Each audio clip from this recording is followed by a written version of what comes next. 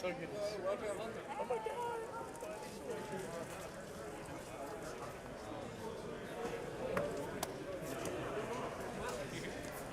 Morning, Mike. Oh my God. Hey, how's it going, man? Good to see you. Rob. Oh, McCall. Buddy, Lindsay. Good, buddy. Keep it up. Lindsay, we gotta get together. You doing good? Yeah.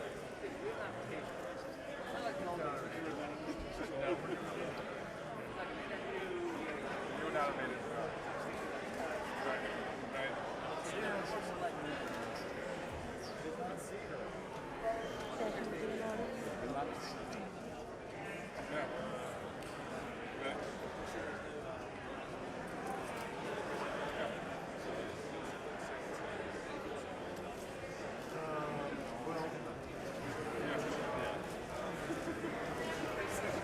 Is he going to do a joint session? Will come to.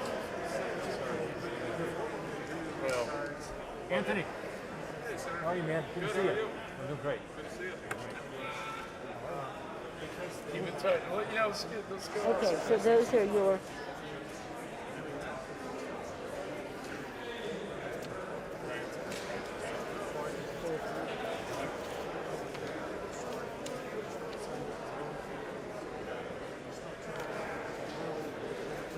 Okay, here we are.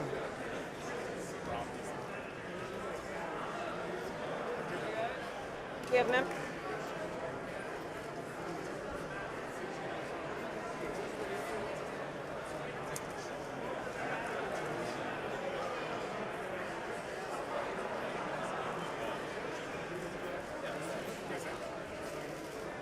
Hey,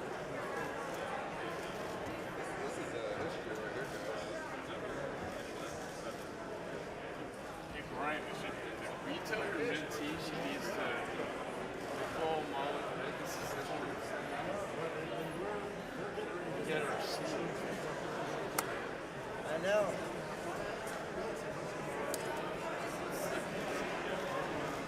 Can you text her and tell her she needs to sit for 44? Listen, you're her boss, not me.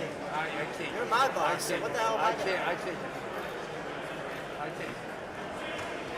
See, that's why. See, you know I actually listen to you. That's why I'm a good subordinate, right? I follow orders. Well, you know, you're good FBI. Interesting.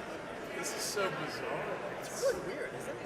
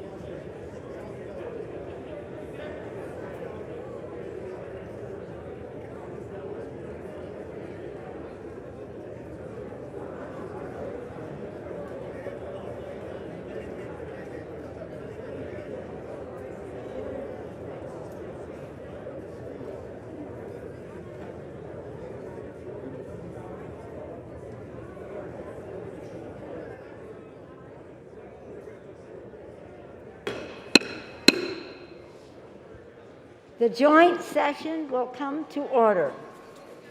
The chair appoints as members of the committee on the part of the House to escort the President of the United States into the chamber.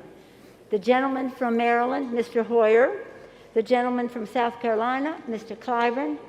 The gentlewoman from Massachusetts, Ms. Clark. The gentleman from New York, Mr. Jeffries. The gentleman from California, Mr. Aguilar. The gentlewoman from Delaware, Ms. Blunt Rochester. The gentleman from California, Mr. McCarthy. The gentlewoman from Wyoming, Ms. Cheney. The gentleman from Oklahoma, Mr. Cole. The gentleman from Texas, Mr. Brady. The gentleman from Utah, Mr. Owens. And the gentlewoman from Iowa, Mrs. Miller Meeks. The President of the Senate, at the direction of that body, appoints the following senators as members of the committee on the part of the Senate to escort the President of the United States into the House chamber. The Senator from New York, Mr. Schumer.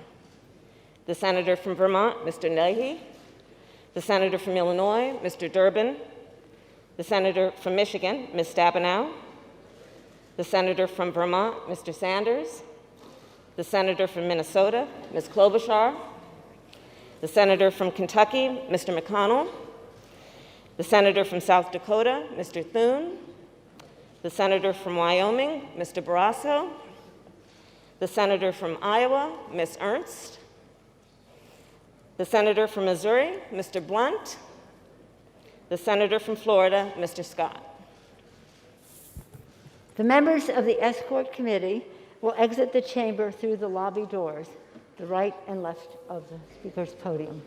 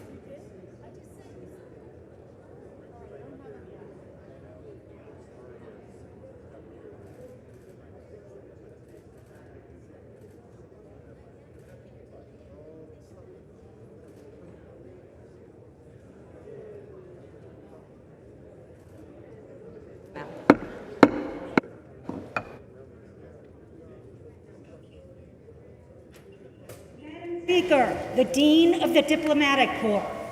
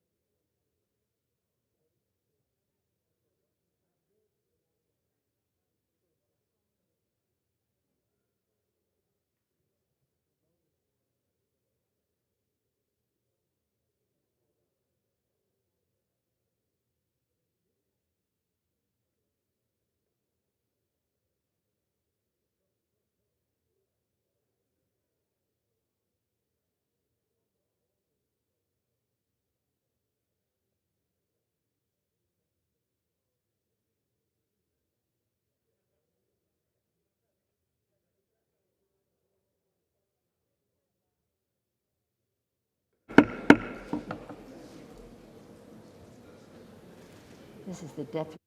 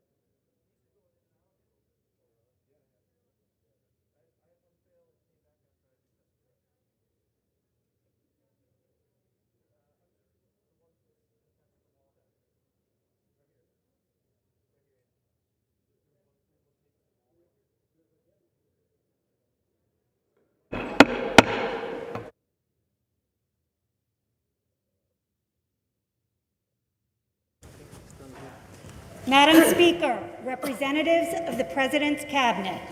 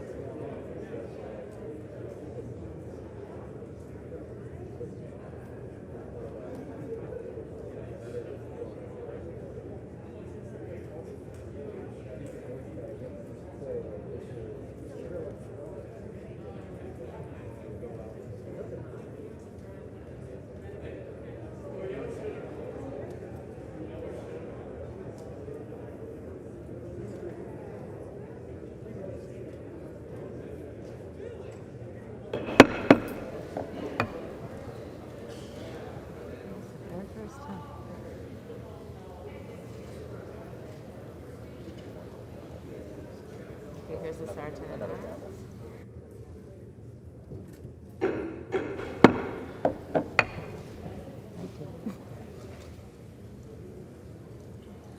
Madam Speaker, the President of the United States.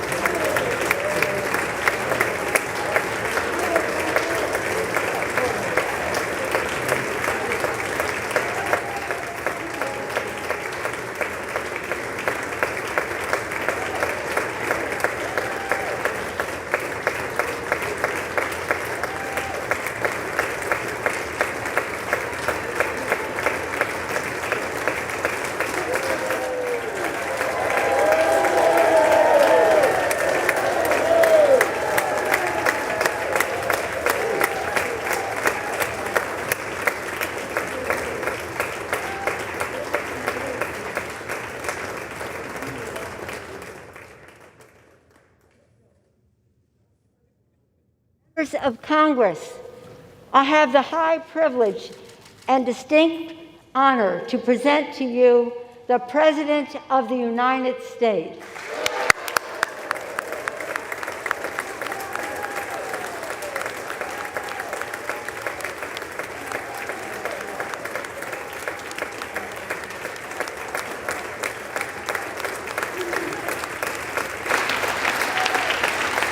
Thank you, thank you, thank you.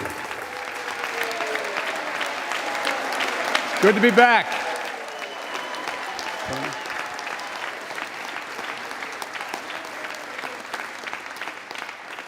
Mitch and Chuck will understand it's good to be almost home.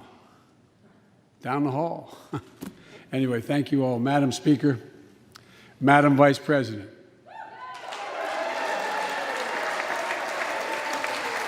No president has ever said those words from this podium. No president has ever said those words, and it's about time.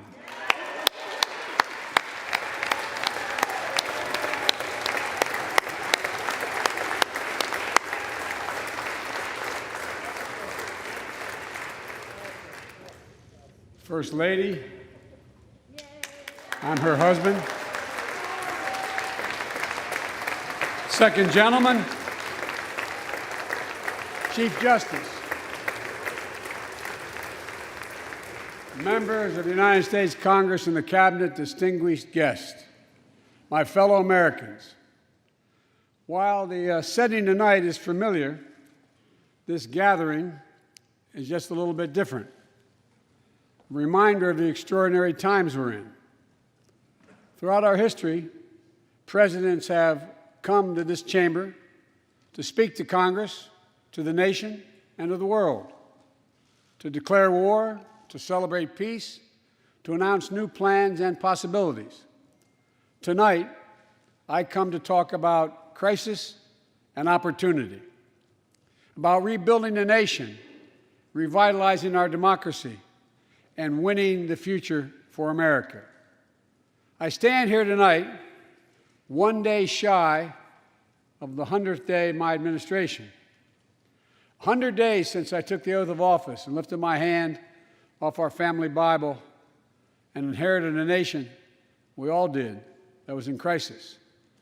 The worst pandemic in a century, the worst economic crisis since the Great Depression, the worst attack on our democracy since the Civil War.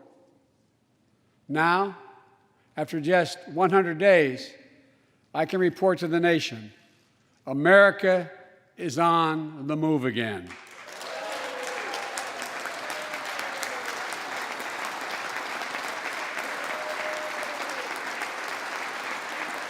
Turning peril into possibility, crisis to opportunity, setbacks into strength. We all know life can knock us down, but in America, we never, ever, ever stay down. Americans always get up. Today, that's what we're doing. America's rising anew, choosing hope over fear, truth over lies, and light over darkness. After 100 days of rescue and renewal, America is ready for a takeoff, in my view. We're working again, dreaming again, discovering again, and leading the world again. We have shown each other and the world that there's no quit in America, none. 100 days ago, America's house was on fire. We had to act. And thanks to the extraordinary leadership of Speaker Pelosi, Majority Leader Schumer, and the overwhelming support of the American people, Democrats, Independents, and Republicans, we did act. Together, we passed the American Rescue Plan, one of the most consequential rescue packages in American history. We're already seeing the results.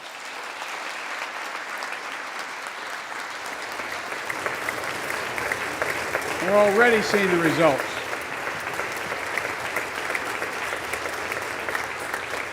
After I promised we'd get 100 million COVID-19 vaccine shots into people's arms in 100 days, we will have provided over 220 million COVID shots in those 100 days.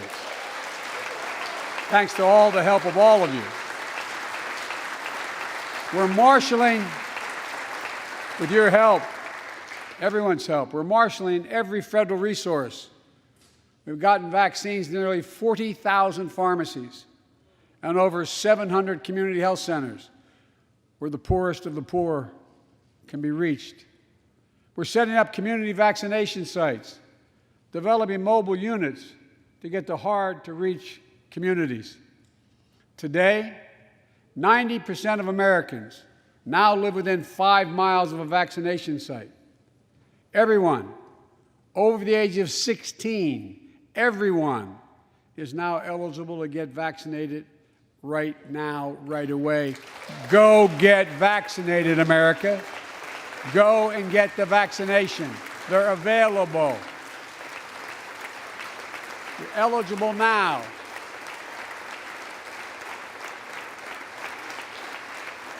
When I was sworn in on January 20th, less than 1% of the seniors in America were fully vaccinated against COVID-19. 100 days later, 70% of seniors in America over 65 are protected, fully protected. Senior deaths from COVID-19 are down 80% since January, down 80% because of all of you. And more than half of all the adults in America have gotten at least one shot. A mass vaccination center in Glendale, Arizona, I asked the nurse, I said, "What's it like?" She looked at me and she said, "It's like every shot is giving a dose of hope," was her phrase, a dose of hope. A dose of hope for an educator in Florida who has a child suffering from an autoimmune disease. Wrote to me, said she was worried about bringing the virus home. She said she then got vaccinated at a large site in her car. She said she sat in her car when she got vaccinated and just cried out of joy and cried out of relief. Parents, seeing the smiles on their kids' faces for those who are able to go back to school because the teachers and school bus drivers and cafeteria workers have been vaccinated. Grandparents, hugging their children and grandchildren instead of pressing hands against the window to say goodbye. It means everything. Those things mean everything. You know, there's still, you all know it, you know it better than any group of Americans, there's still more work to do to beat this virus. We can't let our guard down. But tonight, I can say, because of you, the American people, our progress these past 100 days against one of the worst pandemics in history has been one of the greatest logistical achievements this country's ever seen. What else have we done in those first 100 days? We kept our commitment, Democrats and Republicans, of sending $1,400 rescue checks to 85% of American households. We've already sent more than 160 million checks out the door. It's making a difference. You all know it when you go home. For many people, it's making all the difference in the world.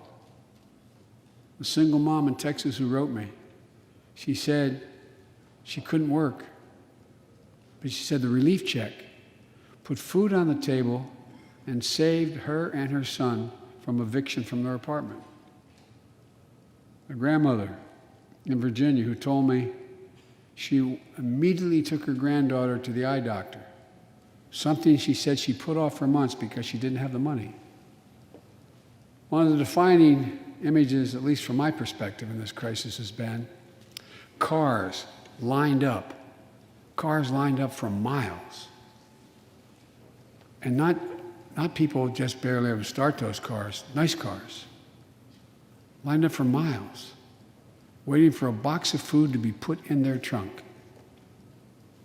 I don't know about you, but I didn't ever think I'd see that in America.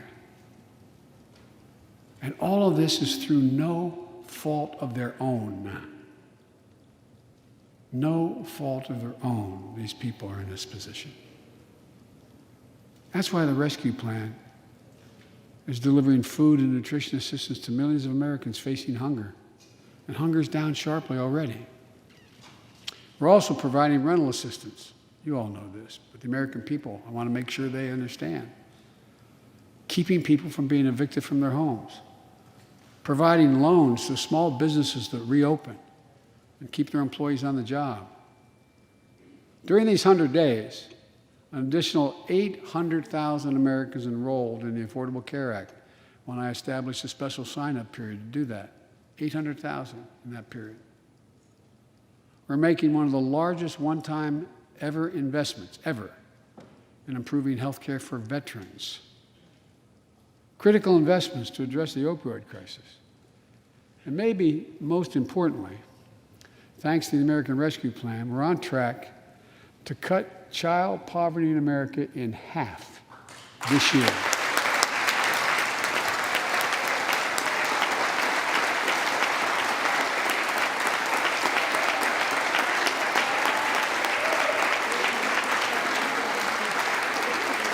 And in the process, while this was all going on, the economy created more than 1,300,000 new jobs in 100 days. More jobs in the first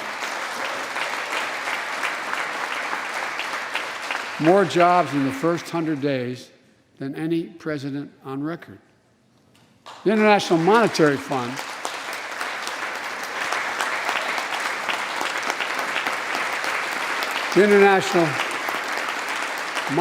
Fund is now estimating our economy will grow at a rate of more than 6% this year. That will be the fastest pace of economic growth in this country in nearly 4 decades. America's moving forward, but we can't stop now. We're in competition with China and other countries to win the 21st century. We're at a great inflection point in history. We have to do more than just build back better. We have to build back better. We have to compete more strenuously than we have. Throughout our history, if you think about it, public investment in infrastructure has literally transformed America, our attitudes as well as our opportunities.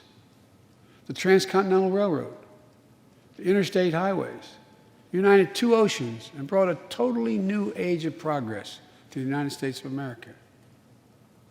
Universal public schools and college aid opened wide the doors of opportunity. Scientific breakthroughs took us to the moon. Now we're on Mars. Discovering vaccines gave us the internet, and so much more. These are investments we made together as one country, and investments that only the government was in a position to make. Time and again, they propel us into the future. That's why I proposed the American Jobs Plan, a once-in-a-generation investment in America itself, This is the largest jobs plan since World War II. Creates jobs to upgrade our transportation infrastructure.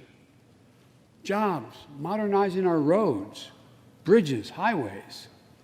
Jobs building ports and airports, rail corridors, transit lines. It's clean water. And today, up to 10 million homes in America and more than 400,000 schools and child care centers have pipes with lead in them, including drinking water. A clear and present danger to our children's health. American Jobs Plan creates jobs replacing 100% of the nation's lead pipes and service lines so every American can drink clean water.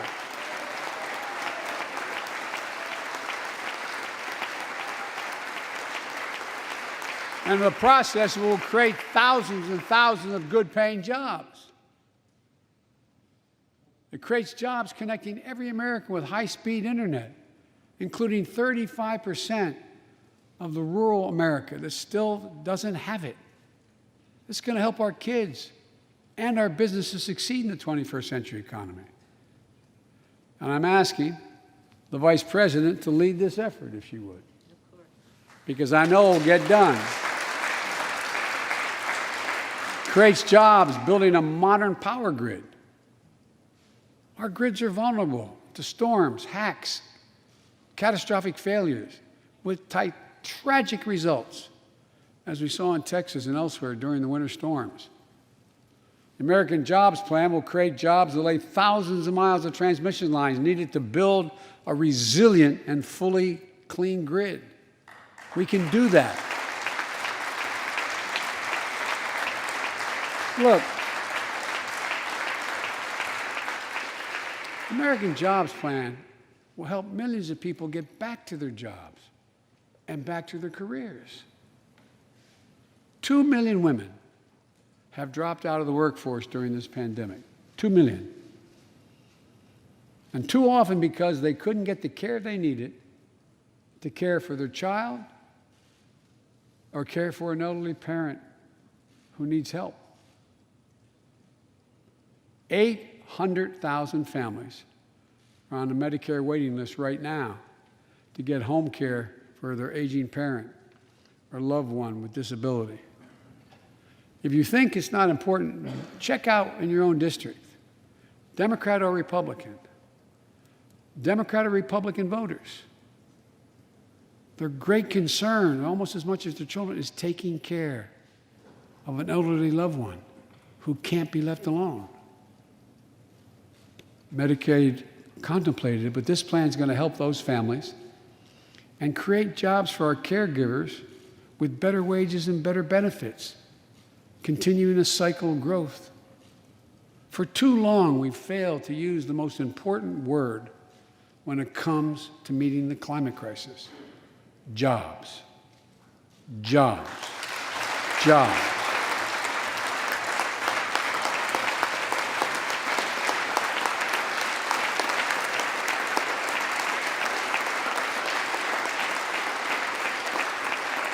For me, when I think climate change, I think jobs.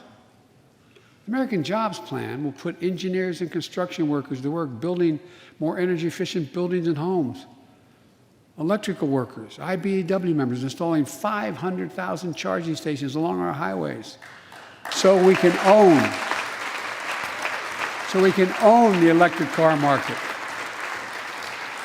Farmers planting cover crops so they can reduce the carbon dioxide in the air and get paid for doing it.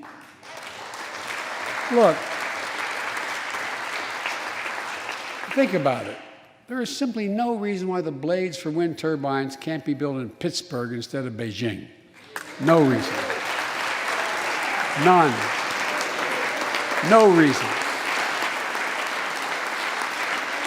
So, folks, there's no reason why American workers can't lead the world in the production of electric vehicles and batteries. I mean, there is no reason. We have the capacity. We have the brightest, best trained people in the world. The American Jobs Plan is going to create millions of good-paying jobs, jobs Americans can raise a family on. As my dad would then say, with a little breathing room. And all the investments in the American Job Plan will be guided by one principle: buy American. Buy American. And I might note parenthetically, that does not violate any trade agreement. It's been the law since the 30s. Buy American. American tax dollars are going to be used to buy American products made in America to create American jobs. That's the way it's supposed to be, and it will be in this administration.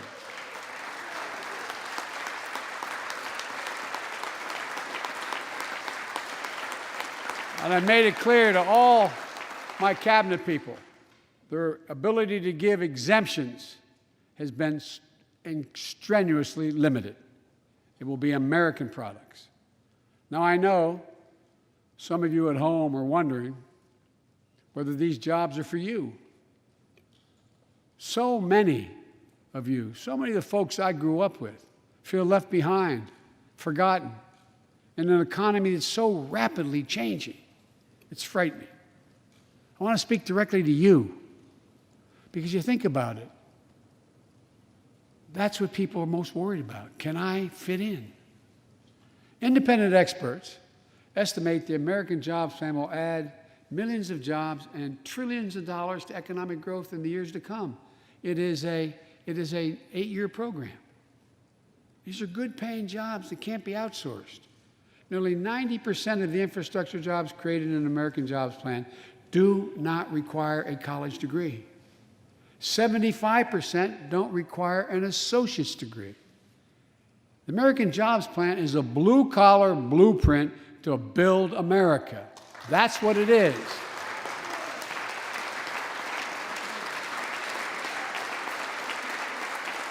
And it recognizes something I've always said in this chamber and the other. Good guys and women on Wall Street, but Wall Street didn't build this country. The middle class built the country, and unions built the middle class. So that's why I'm calling on Congress to pass Protect the Right to Organize Act, the PRO Act, and send it to my desk so we can support the right to unionize. And by the way, while you're thinking about sending things to my desk, let's raise the minimum wage to $15. No one working 40 hours a week, no one working 40 hours a week should live below the poverty line. We need to ensure greater equity and opportunity for women. And while we're doing this, let's get the Paycheck Fairness Act to my desk as well, equal pay. It's been much too long. And if you wonder whether it's too long, look behind me. And finally, the American Jobs Plan will be the biggest increase in non-defense research and development on record. We'll see more technological change, and some of you know more about this than I do. We'll see more technological change in the next 10 years than we saw in the last 50. That's how rapidly artificial intelligence and so much more is changing. And we're falling behind the competition with the rest of the world. Decades ago, we used to invest 2% of our gross domestic product in America, 2% of our gross domestic product in research and development. Today, Mr. Secretary, that's less than 1%. China and other countries are closing in fast. We have to develop and dominate the products and technologies of the future. Advanced batteries, biotechnology, computer chips, clean energy. The Secretary of Defense can tell you, and those of you who work in national security issues know, the Defense Department has an agency called DARPA, the Defense Advanced Research Project Agency. that people who set up before I came here, and that's been a long time ago, to develop breakthroughs that enhance our national security. That's their only job. And it's a semi-separate agency. It's under the Defense Department. It's led to everything from the discovery of the internet to GPS and so much more that's enhanced our security. The National Institute of Health, the NIH, I believe, should create a similar advanced research projects agency for health. And here's what it would do. It would have a singular purpose: to develop breakthroughs to prevent, detect, and treat diseases like Alzheimer's, diabetes, and cancer. I'll still never forget when we passed the cancer proposal the last year I was vice president. Almost $9 million going to NIH. And if you excuse the point of personal privilege, I'll never forget you standing, Mitch, and saying, "Name it after my deceased son." It meant a lot. But so many of us have deceased sons, daughters, and relatives who died of cancer. I can think of no more worthy investment. I know of nothing that is more bipartisan. So let's end cancer as we know it. It's within our power. It's within our power to do it.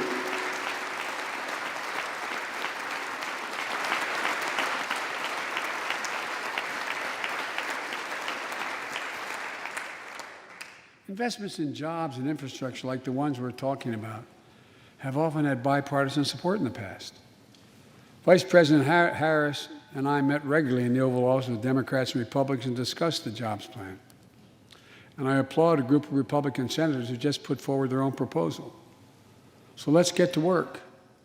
I wanted to lay out before the Congress my plan before we got into the deep discussions.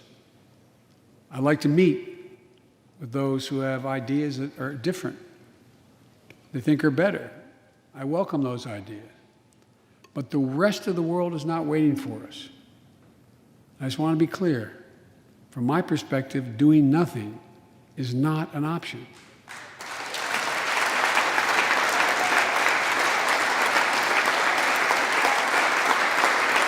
Look,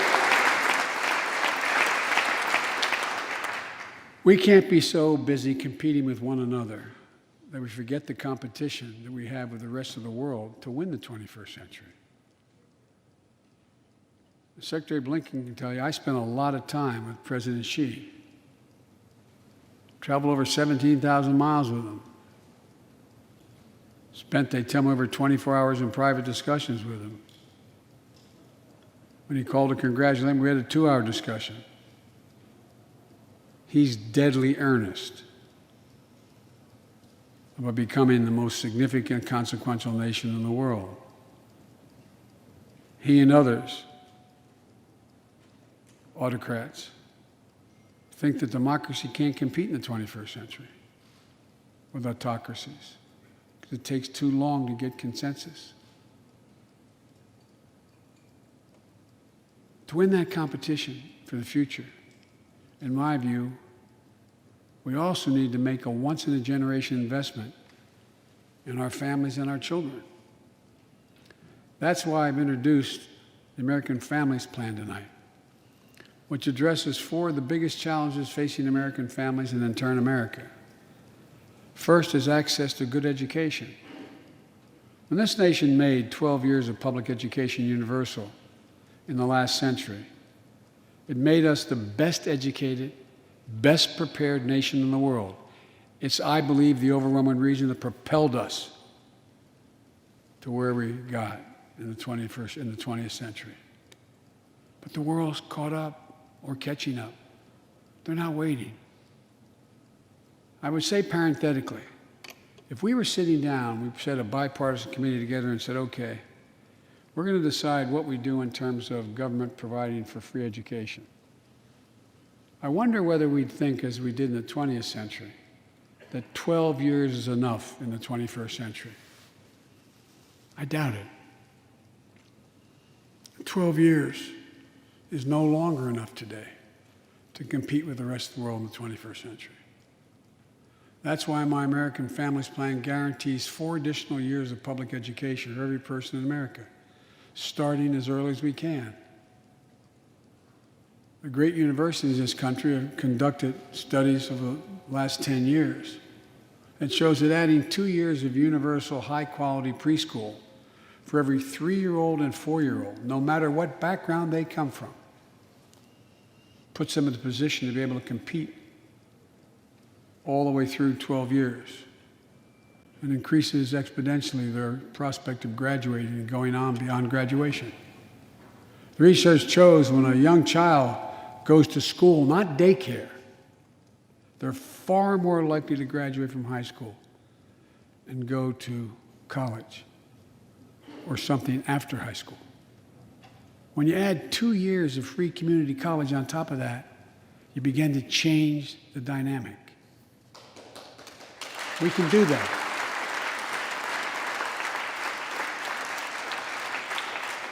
And we'll increase Pell Grants and invest in historical black colleges and universities, tribal colleges, minority-serving institutions.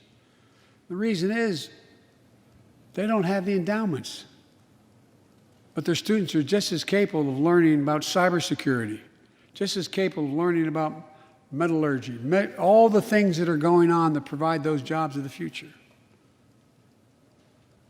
Jill is a community college professor who teaches today as First Lady.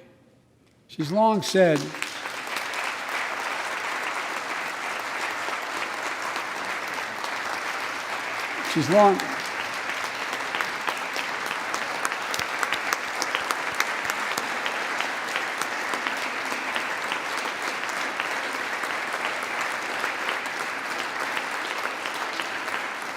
if I've heard it once, I've heard it 1,000 times. Joe, any country that out-educates us is going to outcompete us. She'll be deeply involved in leading this effort. Thank you, Jill. Second thing we need, American Families Plan will provide access to quality, affordable child care. We guarantee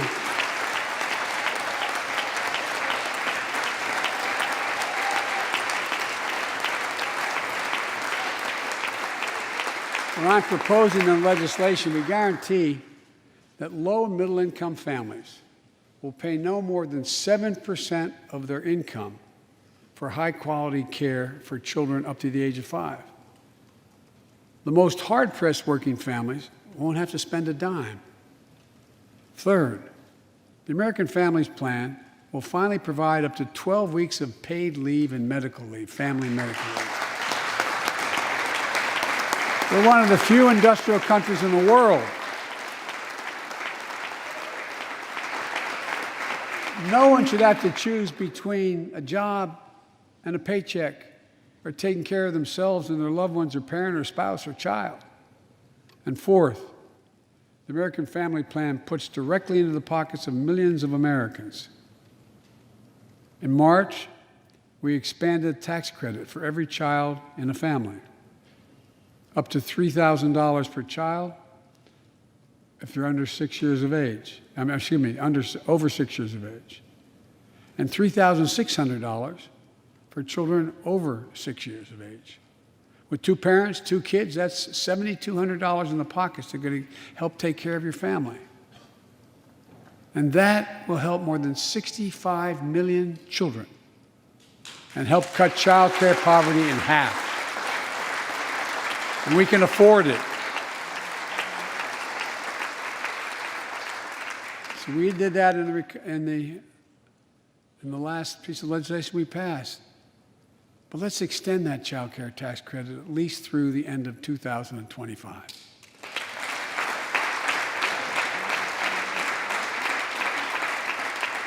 The American Rescue Plan lowered health care premiums for 9 million Americans who buy their coverage under the Affordable Care Act.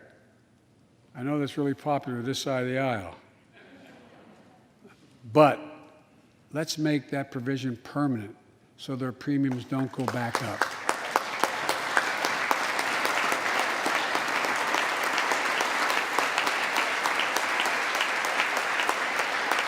In addition to my family's plan, I'm going to work with Congress to address this year other critical priorities for American families. The Affordable Care Act has been a lifeline for millions of Americans, protecting people with pre-existing conditions, protecting women's health, and the pandemic has demonstrated how badly it's needed. Let's lower deductibles for working families on the Affordable Care Act. And let's lower prescription drug costs.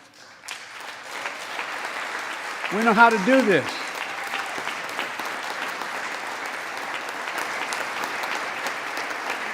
The last president had that as an objective. We all know how outrageously expensive drugs are in America. In fact, we pay the highest prescription drug prices of anywhere in the world, right here in America. Nearly 3 times for the same drug, nearly 3 times what other countries pay. We have to change that, and we can. Let's do what we talked about for all the years I was down here in this body, in Congress. Let's give Medicare the power to save hundreds of billions of dollars by negotiating lower drug prescription prices.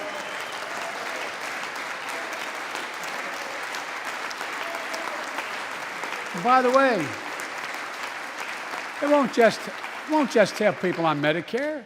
Lower prescription drug costs for everyone. And the money we save, which is billions of dollars, can go to strengthen the Affordable Care Act and expand Medicare coverage benefits without costing taxpayers an additional penny. It's within our power to do it. Let's do it now.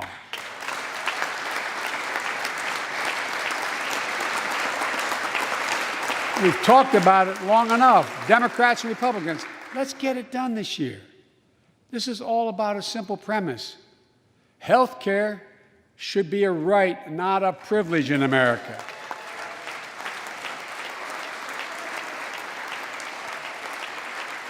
So, how do we pay for my jobs and family plan?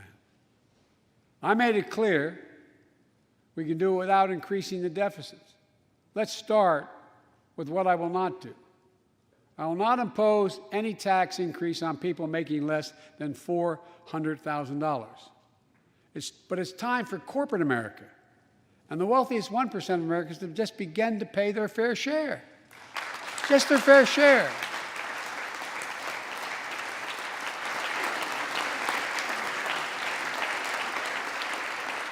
Sometimes I have arguments with my friends in the Democratic Party.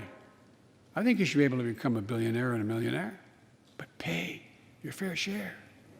A recent study shows that 55 of the nation's biggest corporations paid 0 federal tax last year.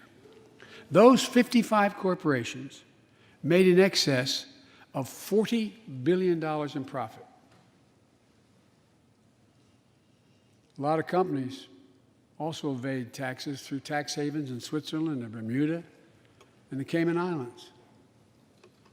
And they benefit from tax loopholes and deductions for offshoring jobs and shifting profits overseas. It's not right. We're going to reform corporate taxes so they pay their fair share and help pay for the public investments their businesses will benefit from as well.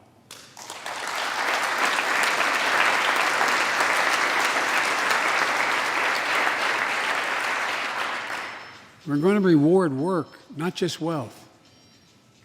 We take the top tax bracket for the wealthiest 1% of Americans, those making over $400,000 or more, back up to where it was when George W. Bush was president, when he started, 39.6%. That's where it was when George W. was president. We're going to get rid of the loopholes, allow Americans to make more than $1 million a year and pay a lower tax rate on their capital gains than Americans who receive a paycheck. We're only going to affect 0.3% of all Americans by that action, 0.3%. And the IRS is going to crack down on millionaires and billionaires who cheat on their taxes. It's estimated to be billions of dollars by think tanks that are left, right, and center. I'm not looking to punish anybody. But I will not add a tax burden, additional tax burden to the middle class in this country. They're already paying enough. I believe what I propose is fair, fiscally responsible, and it raises revenue to pay for the plans I propose and will create millions of jobs that will grow the economy and enhance our financial standing in the country. When you hear someone say they don't want to raise taxes on the wealthiest 1% or corporate America, ask them whose taxes you want to raise. Instead, whose they're going to cut. Look, the big tax cut of 2017. Remember, it was supposed to pay for itself. That was how it was sold. And generate vast economic growth. Instead, it added $2 trillion to the deficit. It was a huge windfall for corporate America and those at the very top. Instead of using the tax saving to raise wages and invest in research and development, it poured billions of dollars into the pockets of CEOs. In fact, the pay gap between CEOs and their workers is now among the largest in history. According to one study, CEOs make 320 times what the average worker in their corporation makes. It used to be below 100. The pandemic has only made things worse. 20 million Americans lost their job in the pandemic, working and middle-class Americans. At the same time, roughly 650 billionaires in America saw their net worth increase by more than $1 trillion in the same exact period. Let me say it again. 650 people increased their wealth by more than $1 trillion during this pandemic. And they're now worth more than $4 trillion. My fellow Americans, trickle down. Trickle down economics has never worked. And it's time to grow the economy from the bottom and the middle out.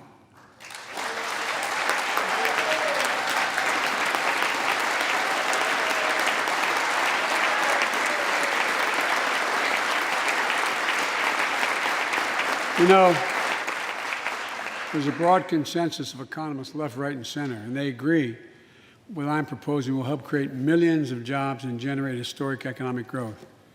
These are among the highest values investments we can make as a nation. I've often said our greatest strength is the power of our example, not just the example of our power. In my conversations with world leaders, and I've spoken to over 38, 40 of them now, I've made it known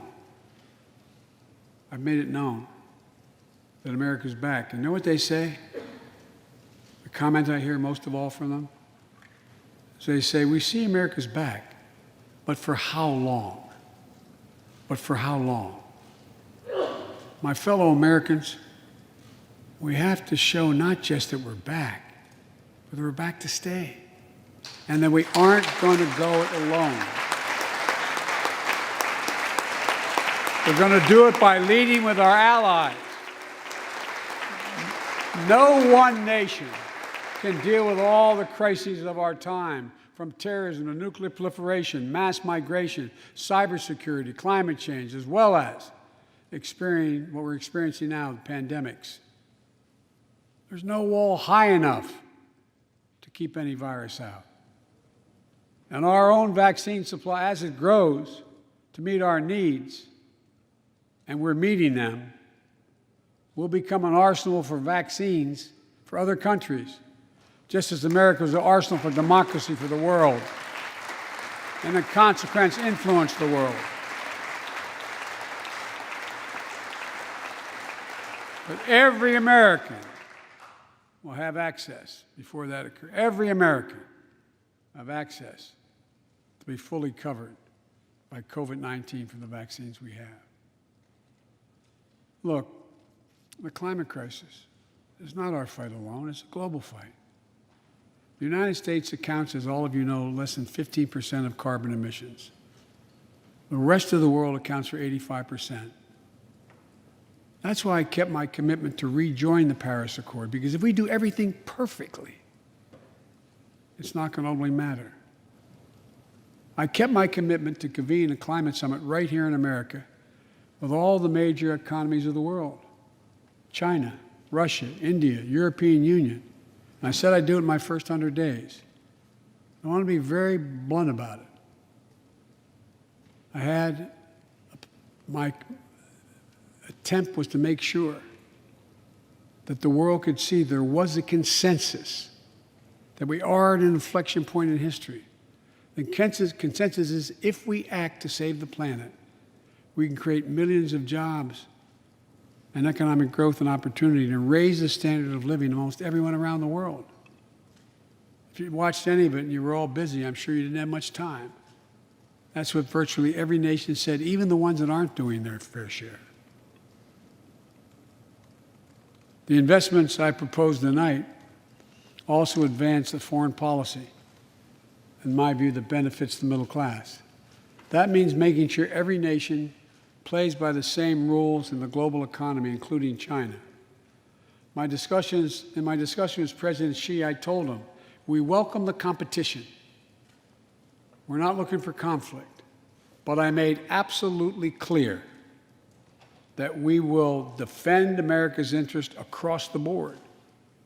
America will stand up to unfair trade practices that undercut American workers and American industries, like subsidies from state to state-owned operations and enterprises, and the theft of American technology and intellectual property.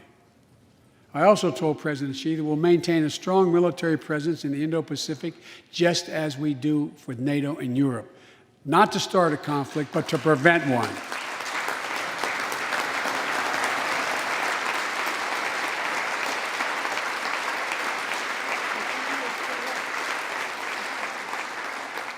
I told them what I've said to many world leaders, that America will not back away from our commitments, our commitment to human rights and fundamental freedoms, and to our alliances.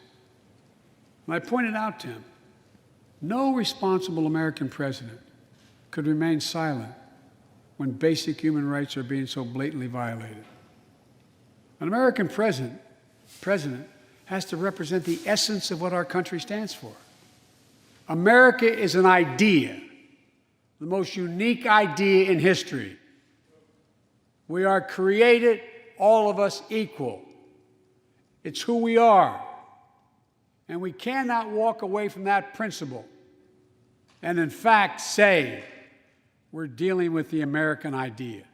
With regard to Russia, I know it concerns some of you, but I made very clear to Putin that we're not going to seek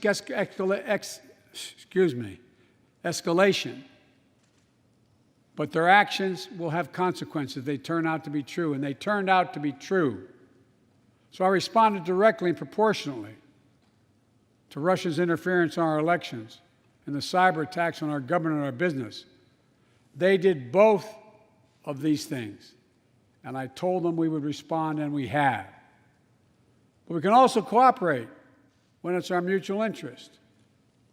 We did it when we extended the New START Treaty on nuclear arms, and we're working to do it on climate change. But he understands we will respond. On Iran and North Korea, nuclear programs that present serious threats to American security and the security of the world. We're going to be working closely with our allies to address the threats posed by both of these countries through diplomacy as well as stern deterrence. And American leadership means ending the forever war in Afghanistan. We have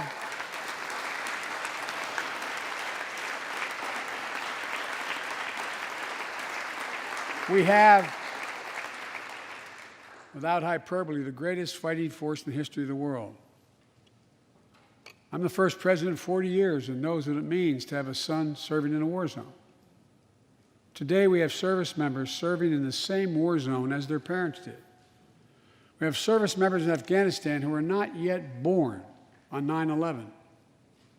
The war in Afghanistan, as we remember the debates here, were never meant to be multi-generational undertakings of nation building. We went to Afghanistan to get the terrorists who attacked us on 9/11. And we said we would follow Osama bin Laden to the gates of hell to do it. If you've been in the upper Konar Valley, you've kind of seen the gates of hell. And we delivered justice to bin Laden. We degraded the terrorist threat of al-Qaeda in Afghanistan. And after 20 years of valor, and sacrifice, it's time to bring those troops home. Look,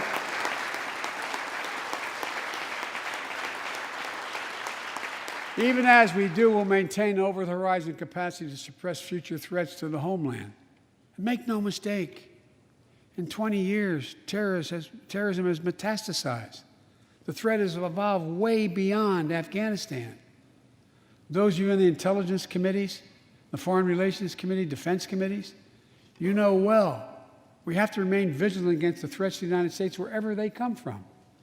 Al-Qaeda and ISIS are in Yemen, Syria, Somalia, other places in Africa, in the Middle East, and beyond. And we won't ignore what our intelligence agencies have determined to be the most lethal terrorist threat to the homeland today. White supremacy is terrorism. We're not going to ignore that either. My fellow Americans, look, we have to come together to heal the soul of this nation. It was nearly a year ago before her father's funeral when I spoke with Gianna Floyd, George Floyd's young daughter. She's a little tyke, so I was kneeling down to talk to her so I could look her in the eye. She looked at me, she said, "My daddy changed the world." Well, after the conviction of George Floyd's murderer, we can see how right she was if we have the courage to act as a Congress. We've all seen the knee of injustice on the neck of Black Americans. Now's our opportunity to make some real progress. The vast majority of men and women wearing a uniform and a badge serve our communities, and they serve them honorably. I know them. I know they want.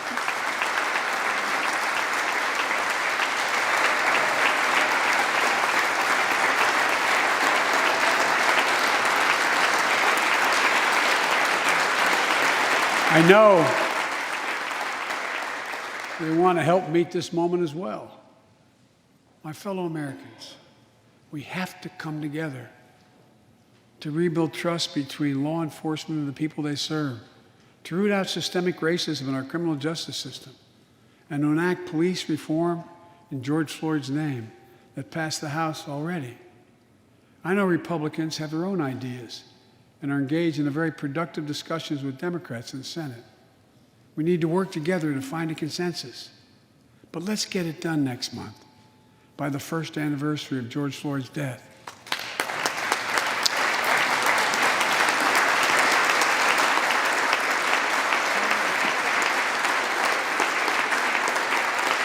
The country supports this reform, and Congress should act. We have a giant opportunity to bend the arc of the moral universe toward justice, real justice. And with the plans outlined tonight, we have a real chance to root out systemic racism that plagues America and American lives in other ways. A chance to deliver real equity, good jobs, good schools, affordable housing, clean air, clean water, being able to generate wealth and pass it down through generations because you have access to purchase a house. Real opportunities in the lives of more Americans, Black, white, Latino, Asian Americans, Native Americans.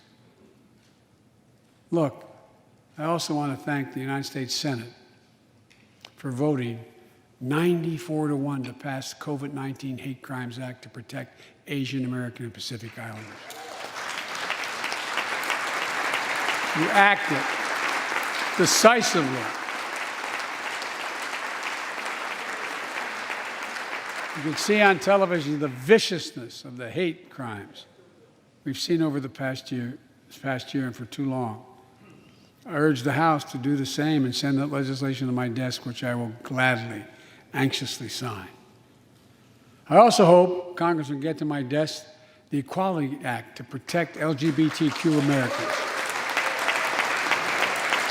For all transgender Americans watching at home, especially young people, you're so brave. I want you to know your president has your back. Another thing, let's authorize the Violence Against Women Act, which has been law for 27 years.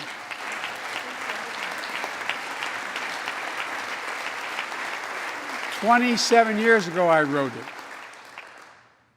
It'll close the act that has to be authorized now, will close the boyfriend loophole to keep guns out of the hands of abusers. The court order said this is an abuser. You can't own a gun. It's to close that loophole that existed.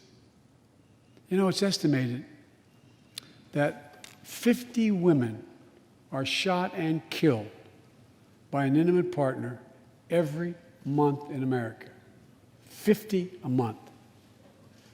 Let's pass it and save some lives.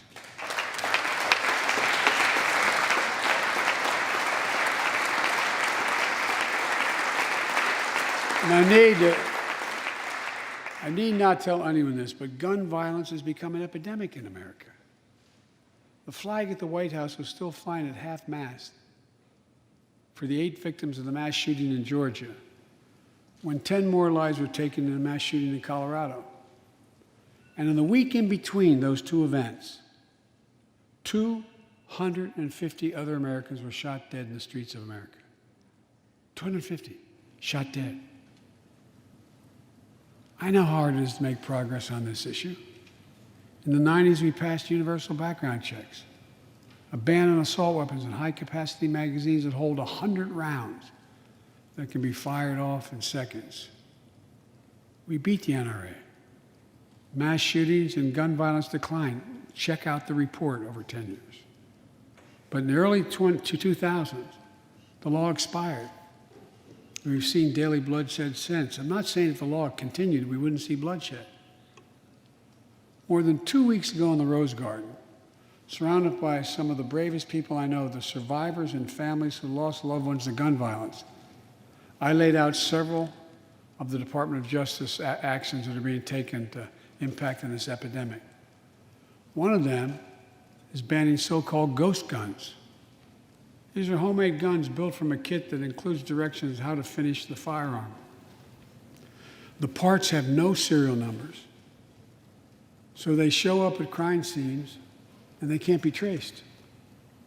The buyers of these ghost gun kits aren't required to pass any background check. Anyone, from a criminal or terrorist, could buy this kit and within 30 minutes have a weapon that's lethal, but no more. And I'll do everything in my power to protect the American people from this epidemic of gun violence, but it's time for Congress to act as well. Look,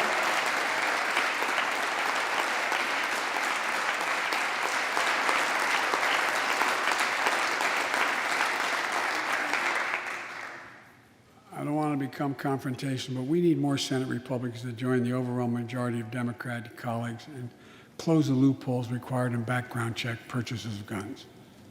We need a ban on assault weapons and high-capacity magazines. And don't tell me it can't be done. We did it before and it worked. Talk to most responsible gun owners and hunters. They'll tell you there's no possible justification for having 100 rounds in a weapon. What do you think, deer are wearing Kevlar vests? I mean, they'll tell you that there are too many people today who are able to buy a gun but shouldn't be able to buy a gun. These kinds of reasonable reforms have overwhelming support from the American people, including many gun owners.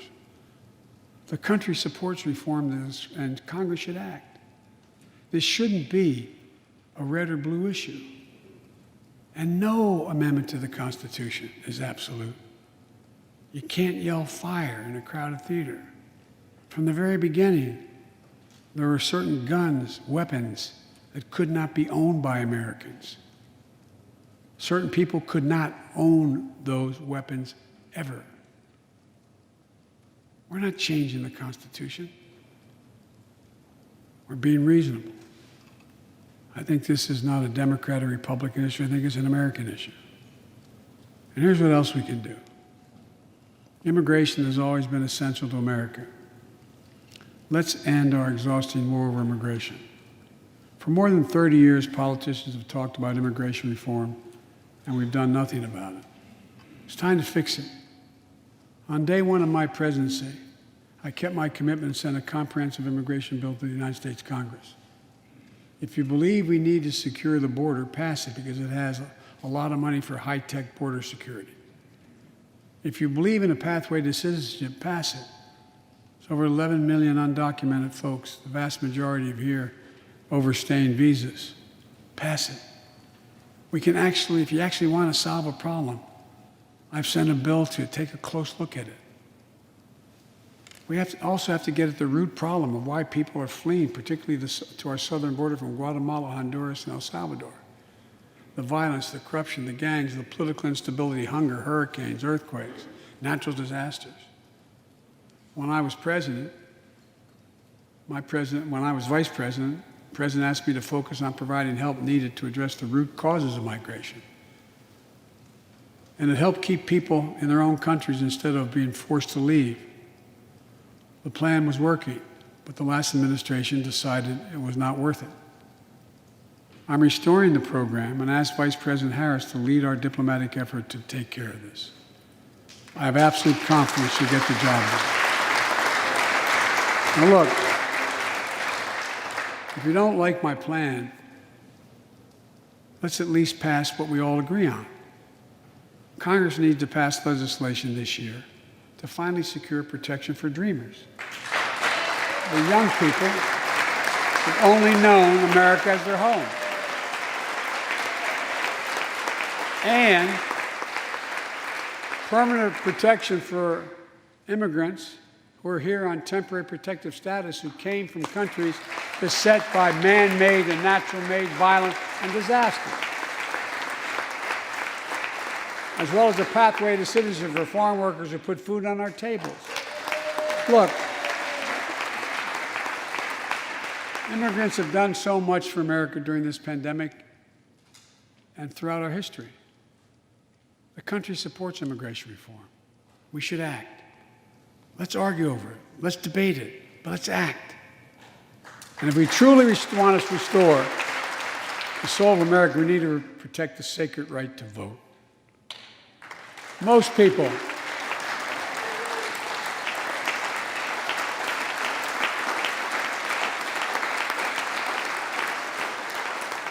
more people voted in the last presidential election than any time in American history, in the middle of the worst pandemic ever. It should be celebrated. Instead, it's being attacked. Congress should pass H.R. 1 and the John Lewis Voting Rights Act and send it to my desk right away. The country supports it, and Congress should act now. Look, in conclusion, as we gather here tonight, the image of a violent mob assaulting this Capitol, desecrating our democracy, remain vivid in all our minds. Lives were put at risk, many of your lives. Lives were lost. Extraordinary courage was summoned. The insurrection was an existential crisis, a test of whether our democracy could survive, and it did. But the struggle is far from over. The question of whether our democracy will long endure is both ancient and urgent. As old as our republic, still vital today. Can our democracy deliver on its promise that all of us, created equal in the image of God, had a chance to lead lives of dignity, respect, and possibility? Can our democracy deliver to the most pressing needs of our people? Can our democracy overcome the lies, anger, hate, and fears that have pulled us apart? America's adversaries, the autocrats of the world, are betting we can't. And I promise you, they're betting we can't. They believe we're too full of anger and division and rage. They look at the images of the mob that assaulted the Capitol as proof that the sun is setting on American democracy. But they're wrong. You know it, I know it. But we have to prove them wrong. We have to prove democracy still works, that our government still works, and we can deliver for our people. In our first 100 days together, we've acted to restore people's faith in democracy to deliver. We're vaccinating the nation. We're creating hundreds of thousands of new jobs. We're delivering real results to people. They can see it, feel it in their own lives. Opening doors of opportunity, guaranteeing some more fairness and justice. That's the essence of America. That's democracy in action. Our Constitution opens with the words, as trite as it sounds, we the people. Well, it's time to remember that we the people are the government, you and I, not some force in a distant capital, not some powerful force that we have no control over. It's us. It's we the people. In another era, when our democracy was tested, Franklin Roosevelt reminded us, in America, we do our part. We all do our part. That's all I'm asking, that we do our part, all of us. And if we do that, we will meet the center challenge of the age by proving that democracy is durable and strong. Autocrats will not win the future. We will. America will. And the future belongs to America. As I stand here tonight before you in a new and vital hour of life and democracy of our nation, and I can say with absolute confidence, I have never been more confident or optimistic about America. Not because I'm president, because of what's happening with the American people. We've stared into the abyss of insurrection and autocracy, pandemic and pain, and we, the people, did not flinch. At the very moment our adversaries were certain we'd pull apart and fail, we came together, we united. With light and hope, we summoned a new strength, new resolve to position us to win the competition of the 21st century. On our way to a union more perfect, more prosperous, and more just, as one people, one nation, and one America. Folks, as I told every world leader I've ever met with over the years, it's never, ever, ever been a good bet to bet against America, and it still isn't. We're the United States of America. There is not a single thing, nothing beyond our capacity. We can do whatever we set our minds to if we do it together. So let's begin to get together. God bless you all, and may God protect our troops. Thank you for your patience.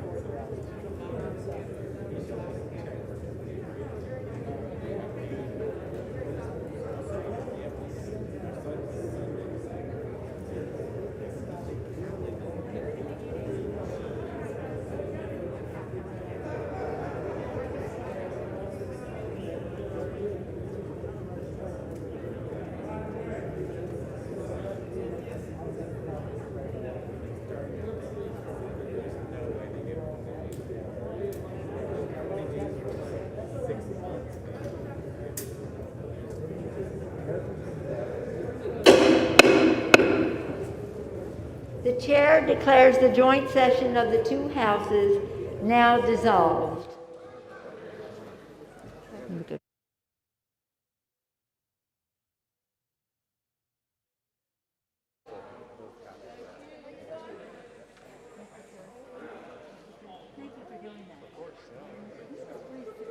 He was. He said, I think the president.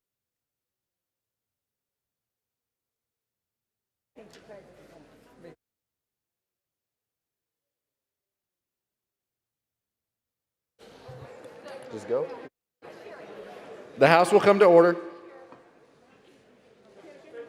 For what purpose does the gentleman from Maryland seek recognition? Mr. Speaker, I move that the message of the President be referred to the Committee of the Whole House on the State of the Union and order printed. Without objection. Pursuant to Section 11B of House Resolution 188, the House stands adjourned until 9 a.m.